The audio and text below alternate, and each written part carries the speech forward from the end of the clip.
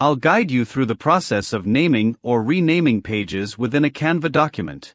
In the upper left-hand corner of your canvas, you'll see a default title like Page 1. Click on this title, and you'll be able to edit it.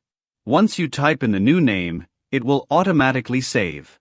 Navigate to the next page using the page navigation arrows or by scrolling down. Click on the title in the upper left-hand corner again to rename the second page.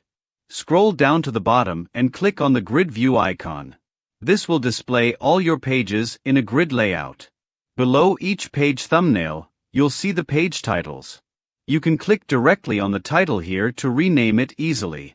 If you're working on a presentation, you can also add notes to each page by clicking the three dots in the upper right corner of the page and selecting Add Notes.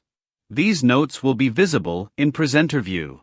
When you add a new page, you can quickly rename it by clicking on the title as it appears, or by navigating to the grid view and editing the name there.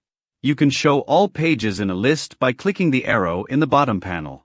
However, renaming directly from this list is not possible. You'll need to click on the page itself to rename it.